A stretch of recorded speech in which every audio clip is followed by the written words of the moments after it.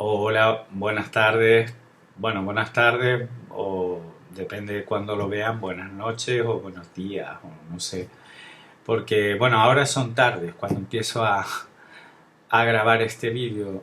Primero que nada pedirles disculpas porque ayer no tuve tiempo ni de grabar vídeo, ni de editarlo, ni de subirlo por diversas circunstancias y bueno, y en fin, que lamento no haber podido subir el vídeo ayer, a ver si puedo terminarlo ahora para que lo puedan ya ver, si no esta noche, pues mañana. Bien, hoy como ven en blanco y negro, eh, porque bueno, nos vamos a centrar en la que probablemente sea, si no la más, una de las más importantes, aunque bueno, yo creo que es su obra cumbre sin duda alguna por la trascendencia tanto artística como contextual o sociocultural, si así se le quiere llamar, que va a tener en la historia del arte, ¿no? Que no es otra que el Guernica de Pablo Picasso. En principio, bueno, les voy a pedir que de nuevo vayamos a la presentación del cubismo, concretamente a la diapositiva número 33. Bien, y ahí tienen la obra al completo. Esta obra, bueno, la obra al completo. Esta obra es una obra de unas dimensiones colosales, es decir, que mide pues próxima a los 8, ahora no lo recuerdo bien, pero próxima a los 8 metros de largo por los 3,5 de alto aproximadamente. Bueno, si alguien tiene curiosidad exacta por conocer las medidas, pues lo buscan en internet, pero bueno, esas son más o menos aproximadamente las que les comentaba.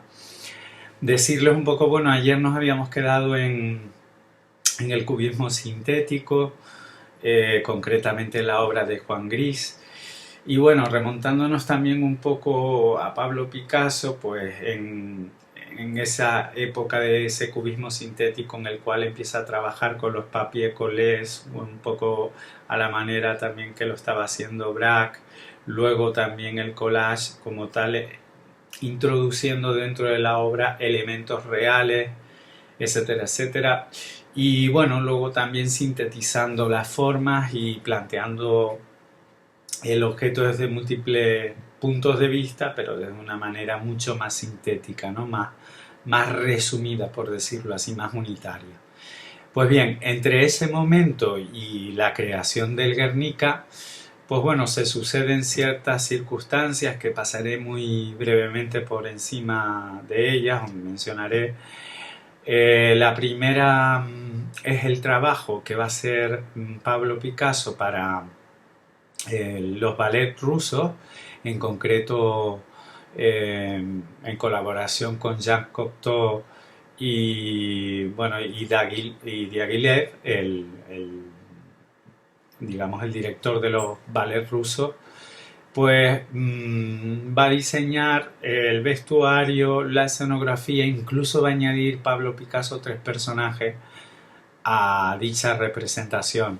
Esto le va a llevar a conocer a una de las bailarinas del ballet de la cual se va a enamorar, Olga Jorlova, y con la cual de hecho se va a casar y con la que tendrá su primer hijo, Paulo Picasso. Este ballet en concreto, pues bueno, el- la música, la partitura musical iba a ser escrita por Eric Satie, no sé si conocen a este autor. Bueno, la Gimnopedia es una obra suya bastante conocida. Por otro lado, el argumento, como ya decía, iba a ser de Jean Cocteau y la escenografía, pues, de Diaghilev, que era el director de los ballets rusos.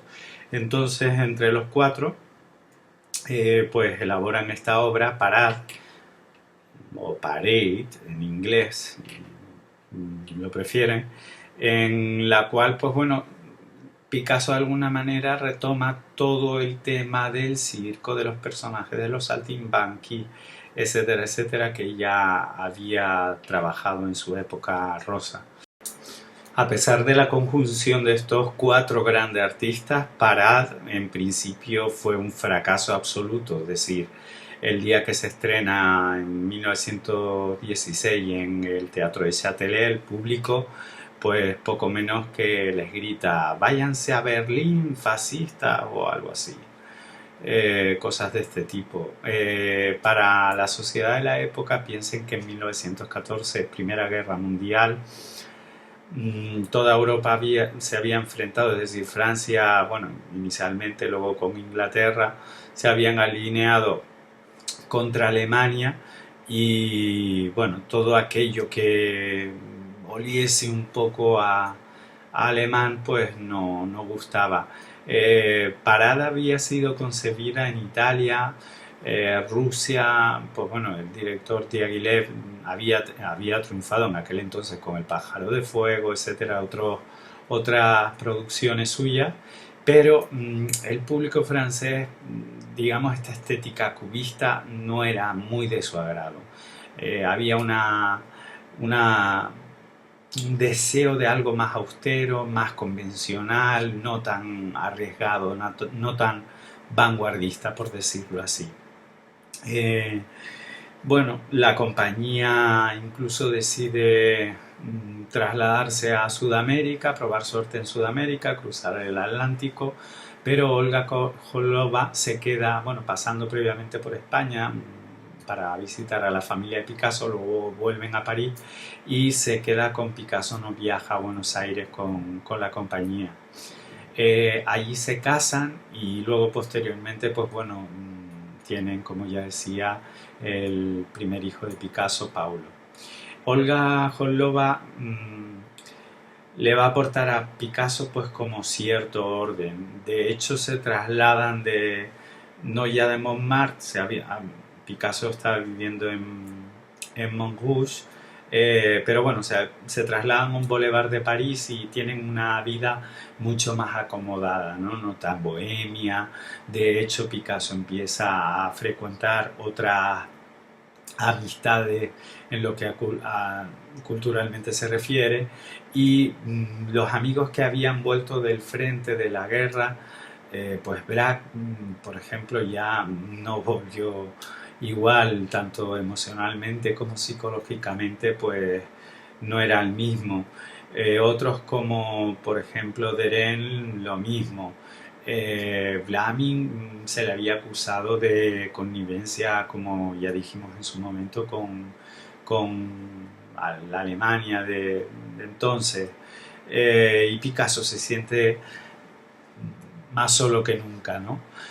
Kahnweiler, que había sido su marchante y con el cual había podido vender bastante obra en aquel momento, junto a Gertrude Stein, como comentamos en clases anteriores, pues bueno, él no quería alistarse a favor, él era alemán, él no quería alistarse a favor del ejército alemán, pero tampoco quería luchar contra los alemanes en el bando francés. Entonces decide irse a Suiza, le confiscan los bienes, tiene que cerrar la galería y Picasso se ve obligado incluso a cambiar de representante y de marchante. Bien, todo esto pues hace que se produzca este cambio, ¿no? El nuevo galerista le exige a Picasso que sea un poco más convencional. Él había visto toda esa estatuaria en Italia y empieza a adoptar como un estilo un tanto más grecolatino, ¿no? Más convencional, si se puede utilizar este término, ¿no? Y bueno, acaba en este momento con una serie sobre los tres músicos, aquí ya dentro sí de un estilo más cubista, más sintético, pero es una producción aislada en este momento, ¿no? Mientras dura su relación con Olga. Este orden, este círculo, pues a Picasso le resultaba bastante aburrido y él decía o acusaba a Olga de que era bastante celosa. Yo me temo que estos celos no eran producto de su imaginación, ni muchísimo menos, sino que, bueno, como ya veremos, pues Picasso pues tenía bastantes relaciones y algunas de ellas las alternaba, no, las simultaneaba en el tiempo. De hecho, su próxima relación la va a tener con una chiquilla de 17 años, con María Teresa Walter, a la que conoce saliendo del metro y directamente pues se queda fascinado con el rostro. Le dice que tiene una cara muy interesante y que ellos dos harían cosas juntos muy importantes, ¿no?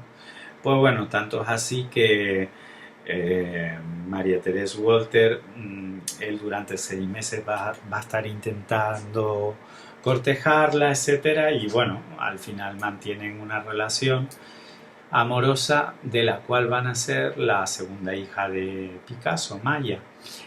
Olga Holova no se había separado de él, pero en el momento en el que se entera de que María Teresa Walter va a tener un hijo de Picasso, pues directamente pues se separa de él, aunque no se divorcian, porque Picasso se niega a concederle el divorcio por el tema económico.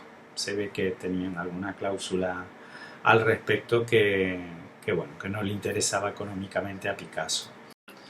Bueno, decir que María Teresa Walter y Olga Holova, la que fuese su mujer, es decir, él se había casado con Olga Holova, van a ser simultáneas, es decir, Picasso va a mantener esta doble relación de manera simultánea.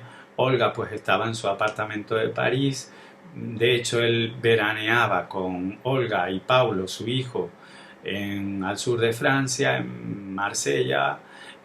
Luego el resto del verano se iba con María Teresa, o sea, imagínense un poco la situación, ¿no? Pero ya cuando Olga, como digo, se entera de que María Teresa Walter se queda embarazada, pues rompe definitivamente con Picasso. María Teresa Walter,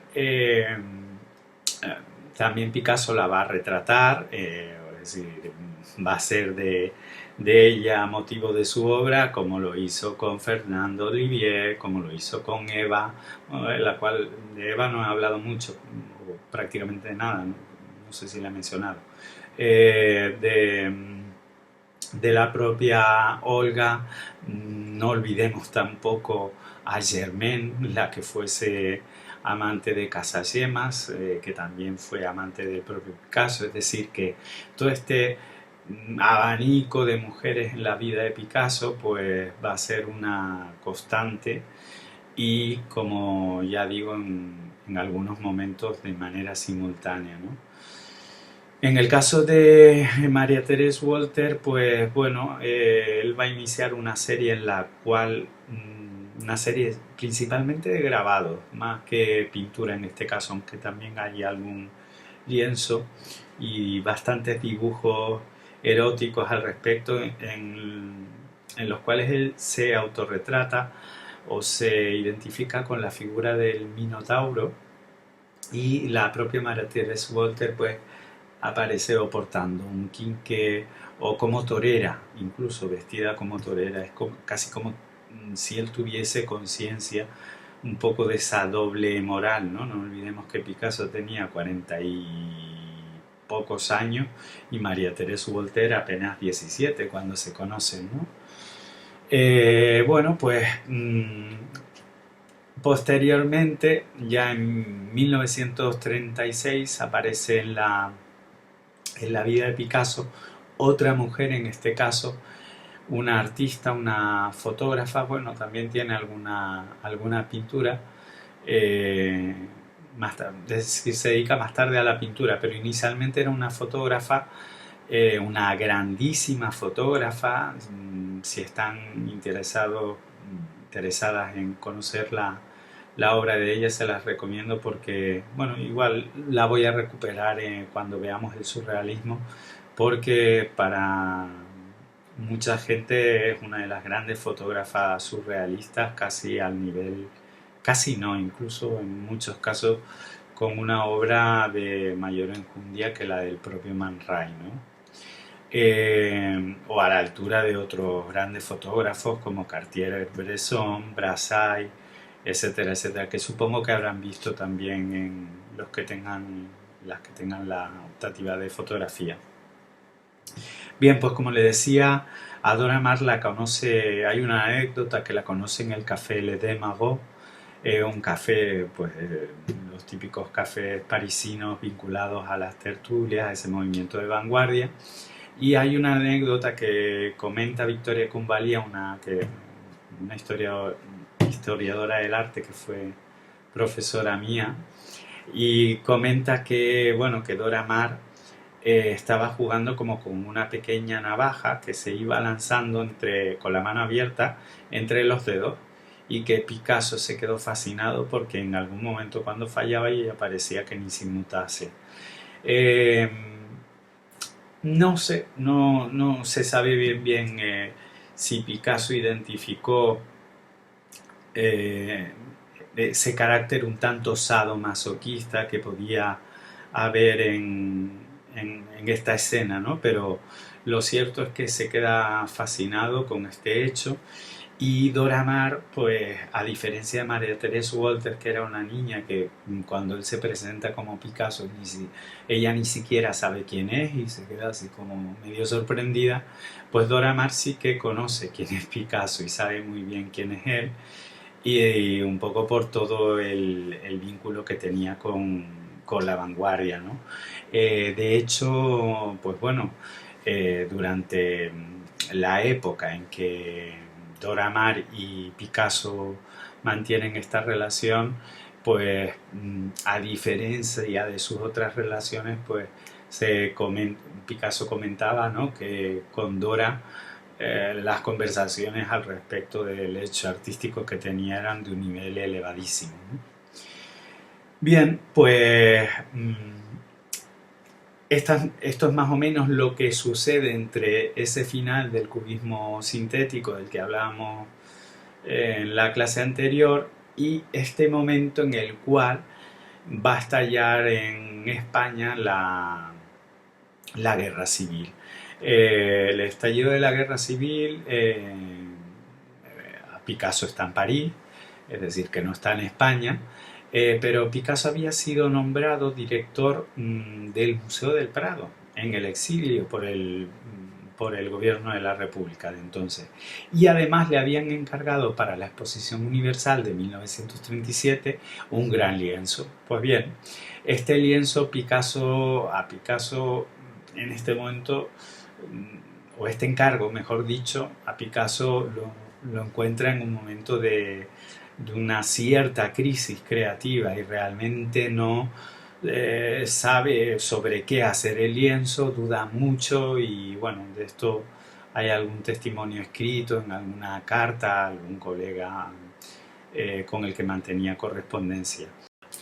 Digamos que gracias a Dora Maar, Picasso encuentra un estudio bastante grande en la calle de los Grandes Agustinos en París, y aunque él se había mostrado un poco reticente y en ese momento no lo tenía muy claro, ¿no?, eso de hacer un arte de propaganda, lo cierto es que cuando él se entera por la prensa internacional del bombardeo de Guernica, que las tropas alemanas e italianas en connivencia con el régimen franquista bombardean este pueblo vasco, pues directamente ya se sumerge en esta en este momento creativo tan voluptuoso, ¿no?, en el sentido de que hace una cantidad impresionante de bocetos previos y bueno, lo pinta en un lienzo de unas dimensiones tan importantes, ¿no?, de 8 metros prácticamente por 3,5 de alto en tan poco tiempo, ¿no?, porque la la exposición universal se iba a celebrar en París en junio, ¿no? Y bueno, el 26 de abril es cuando se produce el bombardeo de Guernica, ¿no? O sea, imagínense la velocidad, ¿no? de trabajo. Pero bueno, él a partir de conocer este hecho tiene claro cuál es el tema, ¿no? de esta gran pintura. Y bueno, por eso ahora vamos a ir analizando esta pintura poco a poco en cuanto desde una perspectiva iconográfica. Por eso les voy a pedir que presten atención a esta presentación. Yo les voy a ir indicando cada uno de los personajes. Bueno, primero decir que, bueno, que es una composición que él se plantea en blanco y negro, ¿no? Como una muestra de las luces y sombras del conflicto, y que van a aparecer una serie de personajes en esta obra.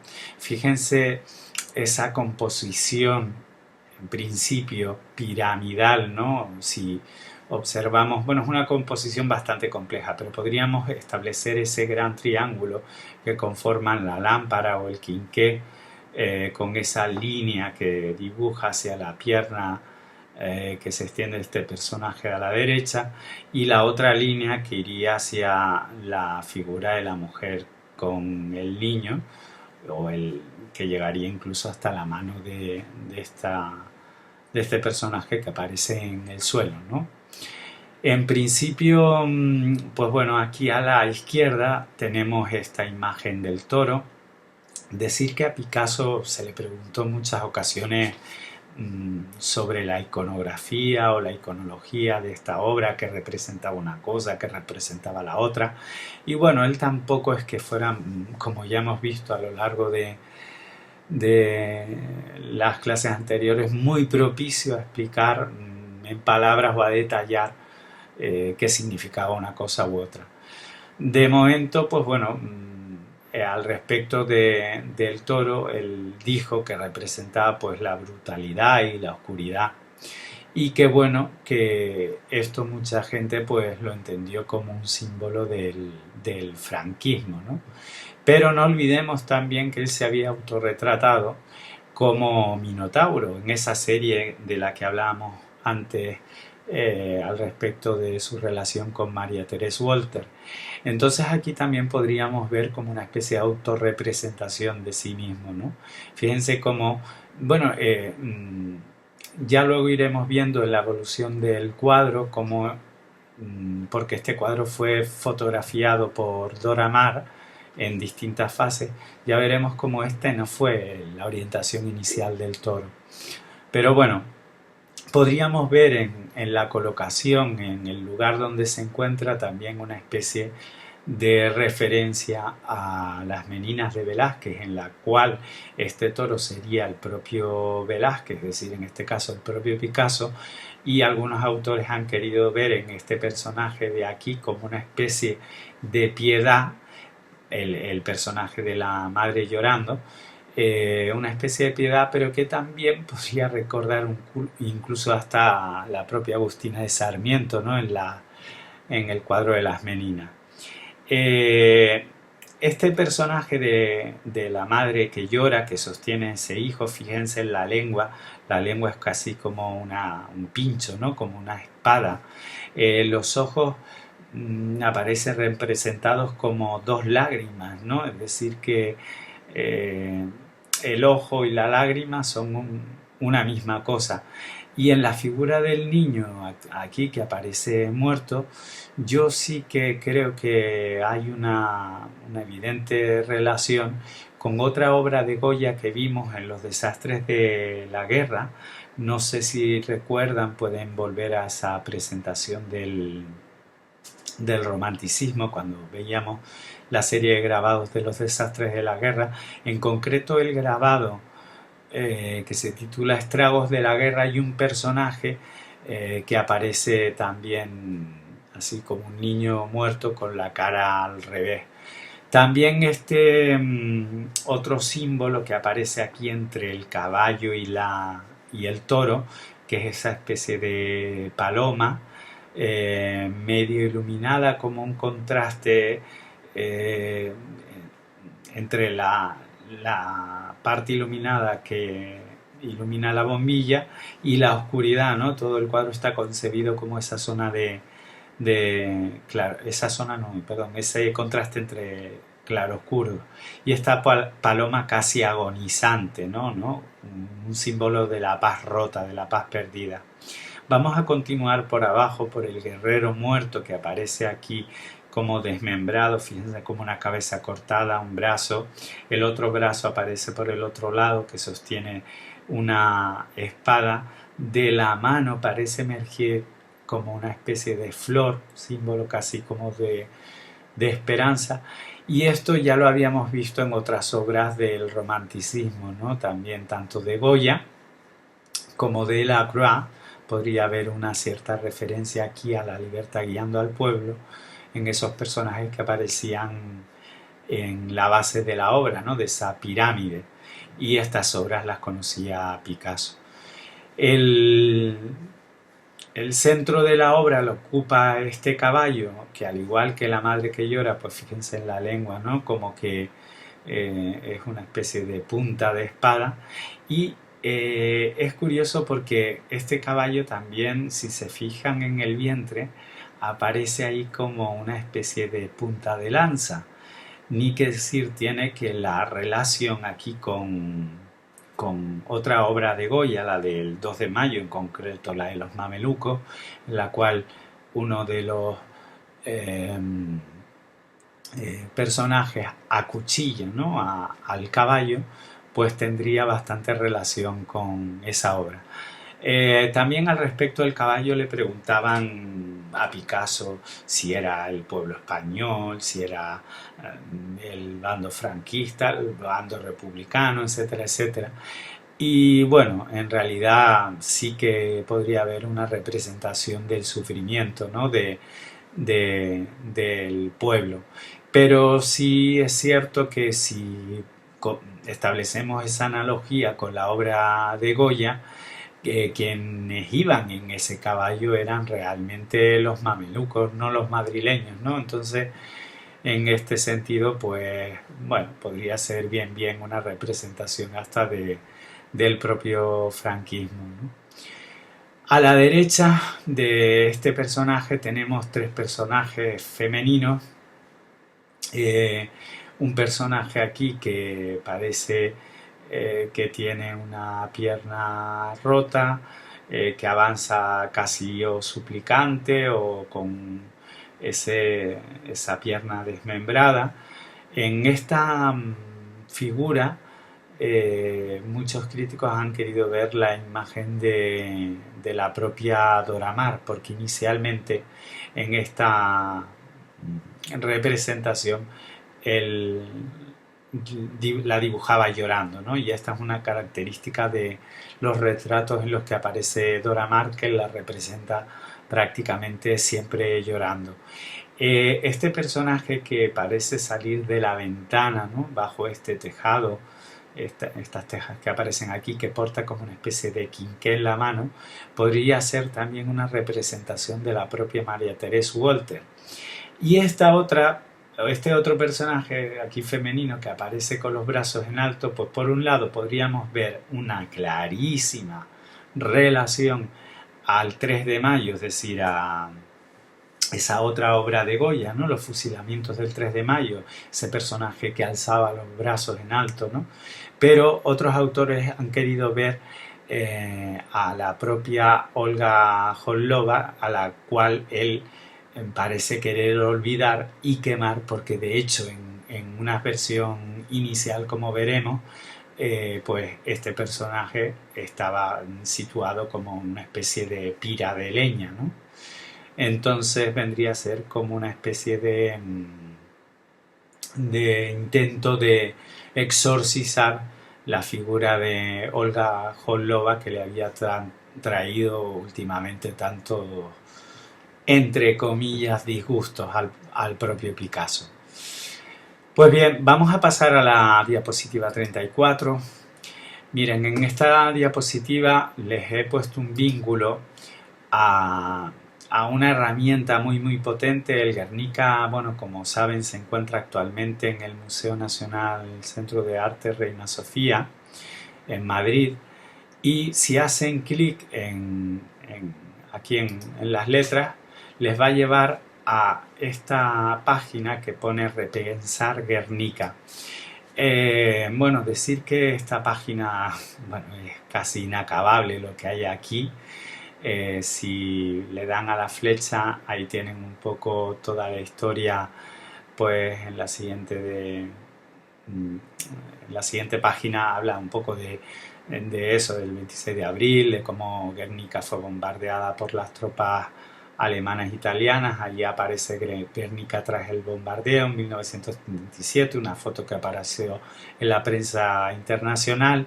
Ahí, si le dan un poco hacia abajo con el ratón, verán que el pabellón de España en la Exposición Internacional de París, que estaba prevista para ese verano, en 1937, y ahí tienen ya el Guernica acabado al fondo. Una carta del encargo, fíjense ahí, con el comisario general del gobierno español de la Exposición Internacional de París de 1937, y ahí tienen la carta de José Gaos a Pablo Picasso en 1937. El propio Picasso trabajando en el Guernica. Esta sería una foto realizada por Dora Maar. Aquí otra foto que realiza la propia Dora Maar. Fíjense, Picasso trabajando ahí en ese inmenso lienzo, en ese caso justamente en la pierna del personaje que aparecía a la derecha. Si dan un poquito más abajo, pues ven una serie de bocetos ahí, tanto del caballo como de la mujer llorando, que vendría a ser un poco la propia Dora Maar, o la mano de ese soldado, de ese guerrero que aparecía en el suelo. Y si le dan hacia abajo, pues aparece ya una especie de infografía que tienen aquí, de mapa conceptual, donde pone relatos. Si le dan a símbolo político, pues hay un análisis político, luego 503 documentos al respecto de, pues, por dónde ha estado el cuadro exhibido, luego un análisis museístico, 283 documentos, algo sobre los bombardeos, debates artísticos, Guernica según Picasso, etcétera, etcétera. Es decir, ahí tienen, pues, como ven, infinidad de documentos. Luego abajo tienen algunos agentes del cuadro, es decir, el propio Picasso hasta Dora Maar, Max Sau, Roland Dumas, Josep Renaud, etcétera, otros personajes. Y si seguimos abajo tenemos una cronología, ahí pueden consultar toda la cronología del Guernica desde 1936 hasta 2017. Y esta obra, que es una maravilla, que pone aquí debajo gigapíxel, vamos a darle donde pone ver gigapíxel, y ahí tienen con luz visible el Guernica, luego abajo con luz ultravioleta y con infrarrojos, lo que nos permite ver también que algunas rectificaciones que no son visibles con luz blanca, y una radiografía también del cuadro, pero que esta la podemos ampliar. Como ven, ahí se ven incluso los listones que conforman el propio bastidor del cuadro.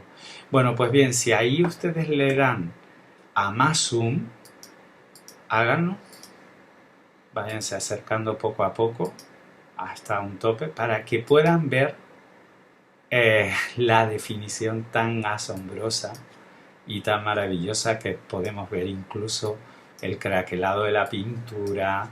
Bueno, en fin, es espectacular esta herramienta. Las gotas de pintura, el trazo es brutal. De hecho, esto nos permite ver el cuadro mucho más de cerca que si lo viésemos incluso en el Reina Sofía. Aunque ya les digo que contemplar una obra de arte en directo, pues sin duda alguna, nada tiene que ver con lo que podemos apreciar en una reproducción. En el mapa de alteraciones, que ahí pone, si ven, debajo de la imagen completa está lo del zoom, ¿no? En el mapa de alteraciones ustedes pueden ver, si clican ahí verán cera, craquelado, desfibrado, grieta. Si van clicando un poco en cada una de las cosas, pues pueden ver todas esas alteraciones que este cuadro ha sufrido a lo largo del tiempo, ¿no? Van quitando, marcando algunas, quitando otras. Respecto a los datos técnicos de tanto escorrentía, empaste, línea, pelo de pincel, pues también lo mismo, pueden irlo marcando y pueden ir observando en donde se aprecian esas, esas, esos datos técnicos, ¿no? Tanto salpicaduras o la trama de la tela, incluso donde se aprecia.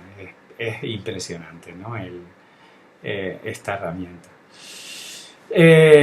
Pues nada, vamos a pasar, bueno, ahí tienen los itinerarios también, donde ha estado el cuadro, etcétera, y muchísimos documentos, es decir, pueden, bueno, aquí tienen para investigar al respecto del Guernica todo lo que quieran y más. Pero bueno, yo les voy a invitar ya a que volvamos a la diapositiva 34 y ahora pasemos a la diapositiva 35 para analizar la evolución de esta obra del Guernica a partir de las fotografías que hizo Dora Maar durante este proceso creativo.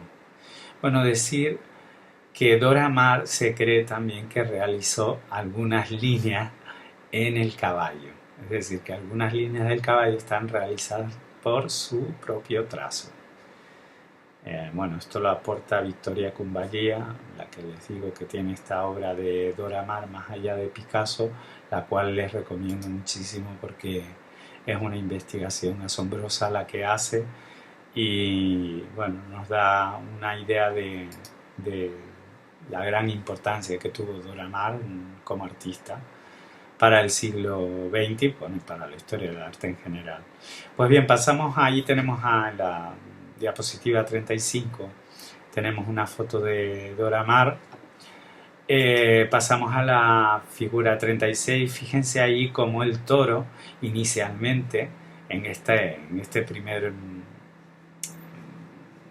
no boceto, ¿no? Sino el primer bosquejo del cuadro, el cuerpo del toro pues es como que mira hacia afuera del cuadro, ¿no? Pero no está volteado como en la imagen final, sino que el cuerpo del toro, digamos, se dirige hacia el centro y solo la cabeza mira hacia afuera.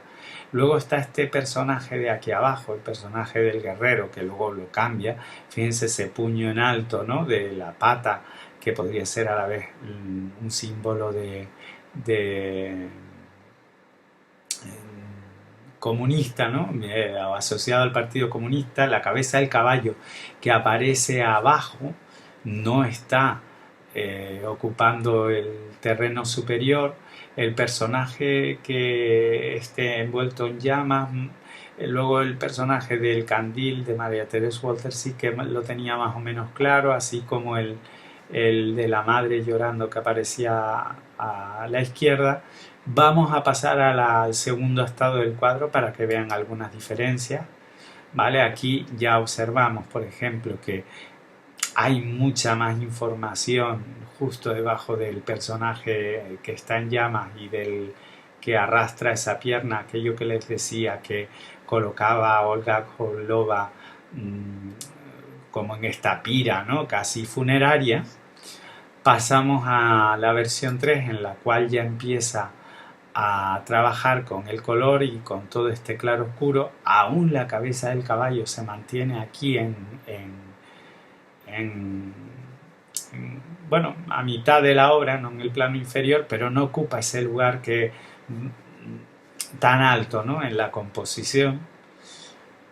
Fíjense ya cómo va jugando con ese claro oscuro. Pasamos a la 4. Bien, aquí la definición ya proviene sobre todo de la boca del caballo y esa lanza, ¿no? que sería la lengua, la flor y el brazo roto del del guerrero, pero todavía está colocando casi la cara del guerrero, si se fijan, detrás de esta mano. Y luego va a trasladar, lo vamos a ver en la siguiente. Bueno, en las siguientes no, porque en la siguiente lo que hay es para que vean cómo pintaba Picasso con esos pinceles extra largos, ese tipo de brochas tan curiosas que podrían ser como un plumero, ¿no? Pero pasamos a la 41, ahí sí ven como la cabeza del guerrero ya empieza a colocarla en el lugar casi que va a ser definitivo y sustituye ese brazo del caballo por ese gran ojo lámpara que en la pasamos a la 42, a la diapositiva 42, que ya va a ocupar ese término superior y la cabeza del caballo queda oculta en este caso y desplazada, la desplaza hacia arriba para ocupar ya su lugar definitivo. En esta diapositiva es muy interesante porque si se fijan, tanto la mujer que mantiene al hijo fallecido en la izquierda, como en el personaje que representaría, que dijimos que podría ser la propia Dora Maar, ahí se aprecian, como ven, las lágrimas, no sé si las ven, que salen de sus ojos, al final luego las termina eliminando, ¿no? Pues en estos dos personajes hay dos telas pegadas, hay dos telas adheridas. Esto fue un proceso de experimentación que él empezó a realizar, pero que termina, bueno, incluso en el pelo, no sé si se fijan, de la que sería Dora Maar, ¿no? Pero que él termina abandonando eh, porque desestima esta técnica del collage, ¿no? En este momento. Inicialmente se la plantea, ¿no? Así como hacía en ese cubismo sintético que vimos el ir pegando elementos que no fueran propiamente pintura, pero luego posteriormente, si pasamos a la siguiente diapositiva, él prescinde de estas telas y lo que hace es simular tanto en el caballo con esas pinceladas como en la falda del personaje de la madre, esta Piedad que llora, ¿no? Con el hijo muerto, como en el personaje de Dora Maar, pues lo que crea son esta especie de texturas visuales, pero en ningún caso son telas realmente adheridas a la obra. Y bien, y por último pasamos a la siguiente diapositiva, que sería ya la versión del cuadro final y definitiva, ¿no? Una vez terminado y que ya él decide que esta obra la da por concluida. Ya con esta idea de la lámpara, ¿no? Coronando la obra.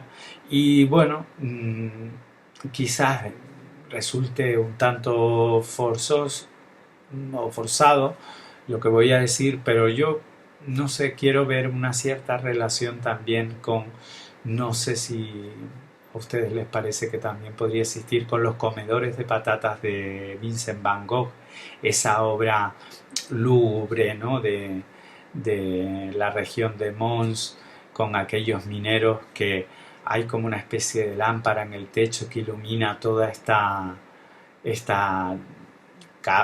cabaña en la que vivían, ¿no? Pues yo he querido ver cierta relación con eso, pero no sé si a ustedes también les parecerá lo mismo.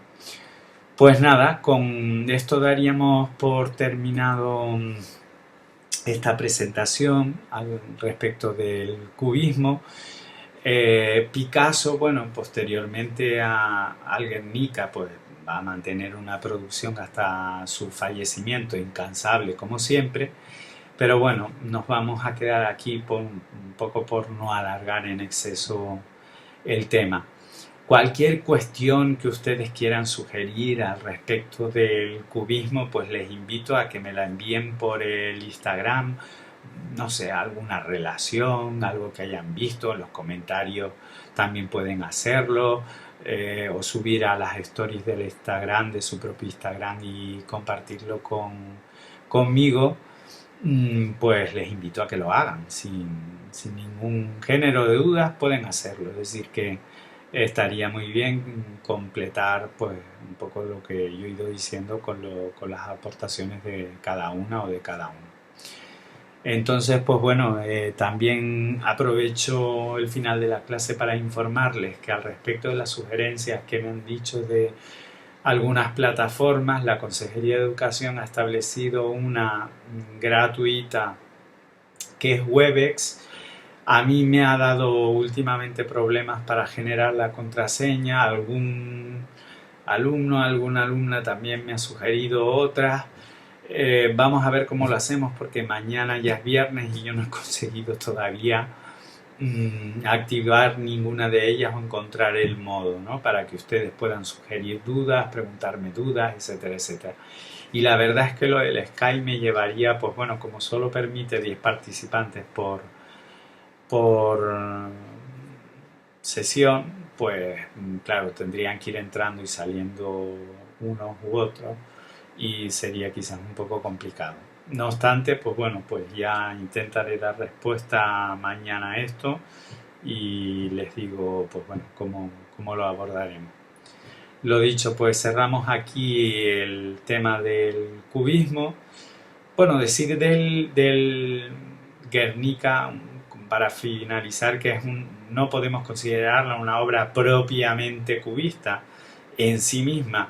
Digamos que es una síntesis de todo este proceso anterior en el cual convergen, pues, bueno, no me atrevería a decir que época azul o época rosa, aunque bueno, hay algunas reminiscencias porque la gama cromática tampoco lo permitiría, pero sí que todo el cubismo analítico, todo el cubismo sintético aparece reflejado.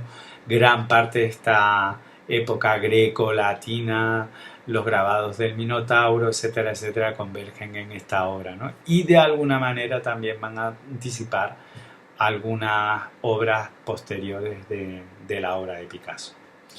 Pues nada, lo dicho, esta clase intensa y bueno, aquí si se van a la aplicación que les había mostrado de repensar Guernica, tienen, bueno, para meses si quisieran, o para investigaciones al respecto muy intensas. Pues nada, lo dejamos aquí y nada, les emplazo para mañana, ya les diré algo al respecto del tema de la videoconferencia y qué plataforma usar. Chao.